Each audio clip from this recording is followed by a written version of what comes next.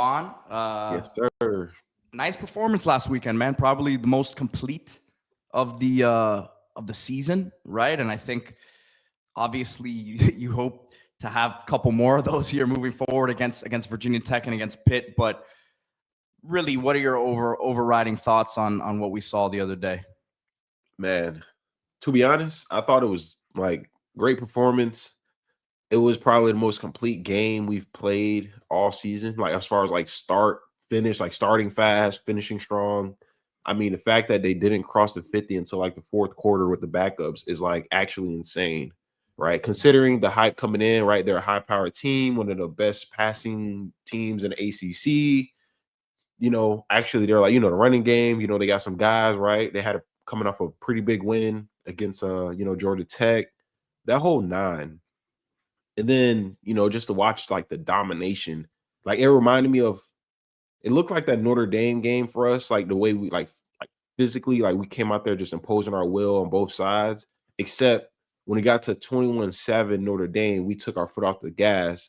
In this metric, it was what 24-0. And we're still trying to get more points, right? And that's what I think everyone has been like screaming for the last few weeks. Like, let's not play conservative, like go out there, play to win the game. Let's not play to not lose, right? Because that's how you end up losing. So it was just good to see. I know Dawson alluded to, not coming up with new plays and stuff. And I'm going to agree that he actually is correct. And why I say that is that a lot of plays like that you run through in the season, like you're not really installing a whole new playbook or a bunch of plays like midway to halfway to the end of the season. What I think we're doing is that we're actually, for one, we're using better personnel packages for those plays we were running in the beginning. And you see guys like Pringle who are hitting the runs where they're supposed to go. Because, Dawson, obviously, we call a play like outside zone and, running back decides to cut it up because he don't trust it. You can't, like, that's one of those things where you can't really fault the play caller. Is just, running backs, you got to have a better feel for the game. And I think Pringle is a guy that's electric. He's quick, elusive, and he's able to, having a speed to get around the edge, right? He trusts his speed. He's not second guessing, stopping, and just running into the crowd of people. He's following his blocks, trusting the play call. And also another thing I would like to mention, Pringle is very small. When you think about an offensive lineman being like 6'5", 6'6", it's hard to see him when he's navigating through the little holes, right? As a linebacker, like how do you see him when you got Mark? He disappears. He disappears. That's what I've been saying about him. Yeah, right. He's hiding behind these 6'6", 6'8" offensive linemen, and then boom, he shoots out of the cannon and 5-7 yards out of nowhere. Exactly. So that's the difference I see right there. Obviously, we got the wrinkles as far as like the trick plays, which I think every team in America has them. We see double, triple screens sometimes. I think I saw it against I think it was A&M or one of these games I was watching. I saw like a triple. I think it was Texas. They ran like one of these teams ran like a triple screen, right, down a distance, like, and that's just what it is, man. At this point in football, like timeline, end of the season, like everyone knows your identity. They know what your bread and butter plays are, right? So you got to be a little bit more creative because that one or two touchdowns that we got off those like trick plays or whatever, like that was a momentum that kept us going. That's what got us, 17-0, coming off an interception. Like that's just what it is at this point. Yeah. And, it was good to see the change and just like the style. I felt like we did call the plays, like, I wouldn't say careless, but more so like carefree. Like we weren't worried about, man, like we weren't tight. That's kind of how I see. We weren't tight. Like it was just like, dude, whatever happens, happens. You know what I'm saying? We beat these people by 60. We beat them by 60. We beat them by 24 points calling these plays and just trusting it, whatever, and I think it played to our benefit. Defense was lights out. Offense they were humming. So. And Amon, I got to say, like, as much as I mess around about the recruiting, which I do believe it's true, like, I think they need to recruit at a more elite level for them to get where everyone wants this thing to end up going. But I will say, I think the biggest difference with the roster right now compared to when you were playing, because we've gone through before the talent that was on that team, a bunch of NFL talent. But, man, the depth on this team is serious. Like, we're talking about Gerard Pringle, Why did he play? Other than the fact that he's now earned these reps, but Mark Fletcher out. Jordan Lyle has not been himself. OJ Frederick out. Keontae Scott out. CJ Daniels out. And you have the depth now which is a lot of people are saying, hey, why didn't we see these guys before the injuries?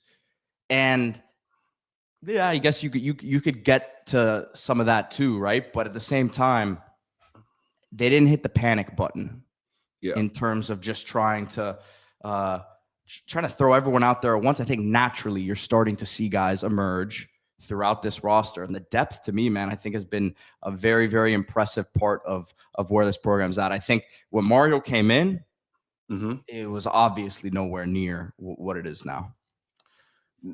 Actually, I'm pulling it up now. I just want to double check something really quick. So yeah, pretty much that last class, ranked overall 13th, composite 14th, right? We didn't sign, there's 21 guys essentially.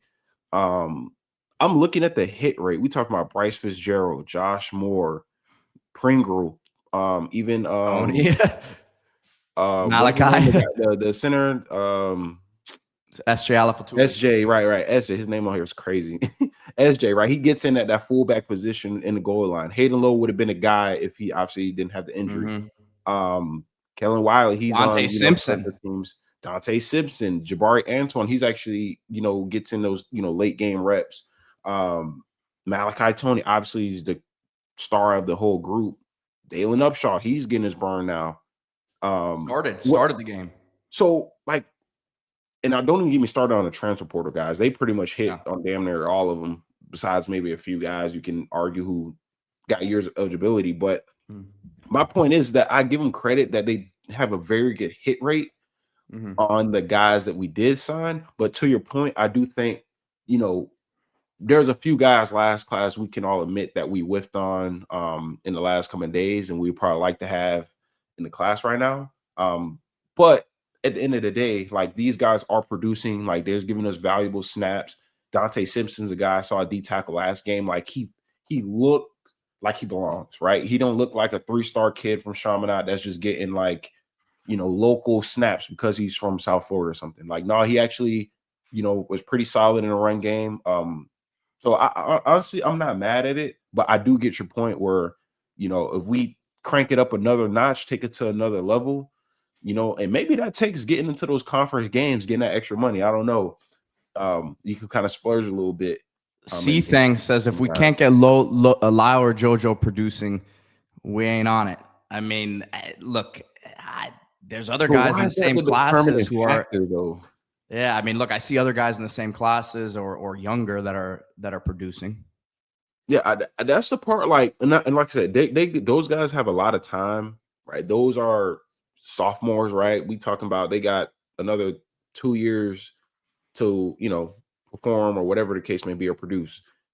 But I don't think you look at like 1 or 2 people and say that Mario or the staff hasn't done a good job developing. You know what I'm saying? You can't say that when you look at their same position group and then you have true freshmen who are producing. You know what I'm saying? So I don't look at it from like, guys that we projected to be elite stars coming in. If they're not producing at that level, then we're not good. Like, no, you got 3-star Malachi Tony coming in. You got Gerard Pringle, which obviously a 4-star running back, but he was a 4th-string running back, 2 weeks ago? Actually, he was with the scout team, they said. He wasn't even running with the actual the team, and so, come on. I think we gotta be a little bit more honest with that. I think they did Mel says JoJo's not getting enough chances. I think he's in a predicament because someone like Malachi Tony is doing so well, especially in the slot. And we all know Shannon Dawson's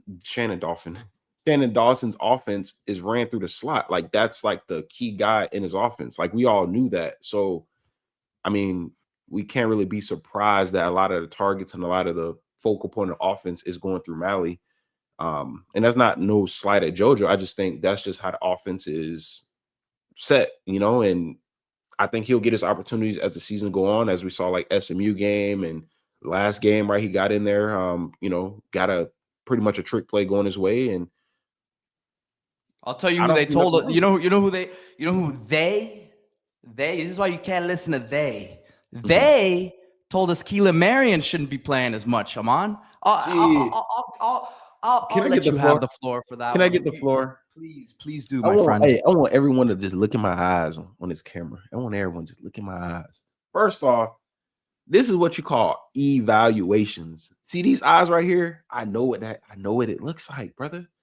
Even in spring, I said, man, Keelan Marion, right? He's a deep threat. Like he can actually, like I'm watching him run by people, running post routes, doing go routes, like catching screens. I see him scoring a screen. I'm like, yo, like, why are they saying he's not a receiver? He's a gadget dude. Like, you can't look at the old past. You get what I'm saying? You can't look at someone's film from a year ago and say that's all they can do. Football is about progression, right? Year after year, guys are training, they're working out, they're going with these new trainers and flying to Atlanta, working out with these footwork gurus and stuff. So people can improve. And that's what I saw. And Lord and behold, let's just call a spade, right? First off, Keelan Marion, if we're gonna be honest, is averaging most yards per catch on the team, by the way. Starting receivers. He got his average yards per catch is higher than anyone. Also, he has a career high in yardage already. In his career, he has most yards here. So can we say we developed Keelan Marion? Can we steal that one? How since everyone said, even our own fans said that he was The just development a guy? narrative is always so wild to me, man, because like I just you can pick and choose and you can say, well, he was here for a year, but like, okay, what was his status before this year? Yeah.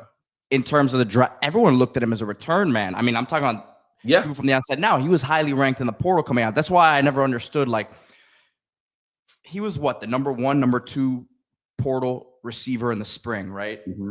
Yep. People were saying, oh, we spent too much money on him. Like, that's the only reason he's playing. But like, you went out and got the best guy available in the rankings, so you can't have it both ways. Matter of fact. And I disagree with this, and we've gotten this a lot. Mel said he wasn't doing it in games at first. Go back and watch the Notre Dame game. He had some darn tough catches in that game. Only had like 30 yards, but had like 5 catches that were not easy plays. Do you remember the USF game where he was wide open for what was it, a post? Was it a post, or it was a deep crosser maybe? I mean, he was wide open. That was a CJ Daniels one. The pass interference against Notre Dame. Like, I just didn't understand that notion either. Hold on. I'm trying to see something right now. So Sam Brown, he had 36 catches for 509 yards last year and 2 touchdowns, right? Keelan Marion. See, that's why I like Google, because you just type something in and the Carfax is just right there. Right now, Keelan Marion, 33 catches, so he's a few catches short, 465 yards, 1 touchdown. We got 2 games left. So he's going to bypass Sam Brown's production. So when people said that Sam Brown was a better receiver or gave us better production than he did, like, I'm like, yo, first off, he's 100% the third option. Second off, like, the kid is producing as a quote unquote return guy only. I'm like, bro, the kid can catch. Like, I understand the one, he had like 2 drops in Syracuse game or whatever the game was, right? And people, or Stanford, people, oh, he can't, whatever. Like, bro, that happens. Like, right, receiver, you're gonna drop a pass or 2. That's just what comes to it. But what he did do is that if you go back and watch the Notre Dame game, if we're gonna be honest, he was about to have the game-winning touchdown until the cornerback had to tackle him because he was getting ready to outrun him. Bro, so maybe the narrative is different. I'm sorry, man. EJ, what are you talking about, bro? He said, stop selling us that bozo. He's talking about Sam Brown. Oh, okay. Dude, I was gonna say, this Keelan Marion hate, it must be studied. What, I mean, it's wild to me. It's people wanting, I think, to fit what their opinions were of things beforehand. So they try to shift the narrative in that sense. Yeah. And by the way, let's also shout out, and we talked about this yesterday, that Carson Beck, it seems a lot more comfortable within the offense now. Seems a lot more comfortable within the relationship with a lot of these receivers. you're seeing certain guys continue to get more looks. You're seeing certain guys get more reps. You see a guy like Josh Moore getting opportunities down the field. And this is, to me, the natural progression of Beck and feeling comfortable within the offense, the guys around him finally getting that connection with him as well. I think all of this goes into play. Hey, listen, I agree. You know who my comp was for Keelan Marion? Talk to me. And people gonna kill me, right? But coming in, he reminded me of Matthew Golden. But let me explain. I'm talking about body size, the way they run. I'm not saying the route running, right? I'm not gonna go that far because I think that's what separated Matthew Golden. His route running hands were crazy, but they reminded me of the same style of play. You know, downfield threats, can get the ball, can get moving, and then I think Matthew Golden has some kick returning ability as well. He returned a few kicks. Well, I don't know about for touchdowns, but when I watched that Texas versus Georgia game a few years ago, I remember him, you know, being pretty electric. So that's when I was watching him at practice, just seeing other receivers. I was like, damn, that looks like Matthew Golden. Like, they got the same style of play, same helmet, damn near same number. They had everything was the same. So I'm not saying he's that, but what I'm saying is that Keelan Marion has definitely developed into a better receiver in which the whole fan base was not expecting. Unless you want to practice and you've seen it with your own eyes and you're like, okay, that kid can play. Yeah, I mean, look, I think, and Mel, I don't want to get on you too much. He says, we don't hate Marion. He was a starting receiver on a struggling offense. He wasn't putting up any numbers. I think you just alluded to it, Amon. Like, sometimes the coaches know who's who, and the coaches know what's what because they're seeing it every day. And statistical output, like the result of what the box score is after the game, isn't always the reality of what that player is, because there's a lot of factors that go into it. Oh, and also, again, go ahead. Wait, can I say one more thing? Yeah, go. I'm just looking at some facts here. So Matthew Golden and him are the same height and weight to the T. Also, Matthew Golden, I'm looking here, looks like he had in 20 games, in 2 seasons, 20 career games, he has 76 catches for 988 yards. So he averaged the same amount of average yards per catch that Keelan Marion averaged. But he had 13 touchdowns, so I give him that. You get what I'm saying? So I really wait. What 6ix9ine is saying? Like, I do this, bro. I do this. I'm telling you, real Eli, bro. Vladdy says we have a history of not playing our best players. To me, we missed out on tight end shot with the intermediate routes. Look, I'm a huge Brock shot guy, but Amon, you were at a lot of practice. He probably led the team in drops during fall camp. So I don't know that I'm a believer in him moving forward, but like. Yeah. Again, you've got to understand there's certain reasons why some guys play and some don't. I'm not saying it's a perfect operation, but like things play themselves out over time. And I mean, look, I don't necessarily agree with we have a history of not playing our best players. I mean, certain guys may thrive elsewhere because the situation's different, but I think there's reasons why guys play and don't play, but. Yeah, no, that's true. That's. I mean, look, I'm sure you can point to some situations when you were here and say, man, maybe that guy should have played some more. But like now that you're removed from the situation, you probably tell yourself, man, yeah, he probably was more talented, but he didn't necessarily do what he need. Like now that you know what it is, it's not just all about that sort of thing. It's definitely not like, hey, you know, you did the right route or you caught the pass. Like a lot of times, you know, you got off the field stuff, academic issues, you know, you may have missed class repeatedly. You might have, you know, not checked into dining hall, right? Before the checker saw you. It's a lot of different things, right? Where you can get in trouble or kind of get in the doghouse a little bit, or just get a little bit limited opportunities, you know, from your own, you know, thing. So, you know. But wanted to bring up this this comment here. Rocco says, "What's with the Golden Style program putting all the weight on players in their second year look average, Lofton, Lyle, or is it just injuries?" I mean, look, I think, and I mentioned this the other day, Amon. You tell me if you disagree. I think certain guys, strength and conditioning program or not, their bodies are like Elijah Lofton's never going to be never going to be a 230, because by the way he's built, he's not 6'4", 6'5". Like, he's going to carry weight a certain way. He's not going to be 230. Yeah. You've seen him. He's a bowling ball.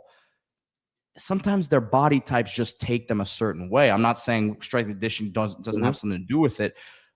Lyle obviously got banged up earlier in the year. I personally don't know that he's fully right. And obviously mentally, the confidence doesn't seem to be there with either of these guys as well. But I think Lyle, if you've seen his pops walking around, he's big as hell. So like, some of these guys just have the frame that their body's only going to allow them to do certain things. Yeah, no, I do think like some guys have like that natural body where they're going to be big no matter what. To be honest, I never seen Jordan Lyle's dad, but based on what you're saying, like he does seem like he has like that natural kind of like thick body pause, or the pausers in here.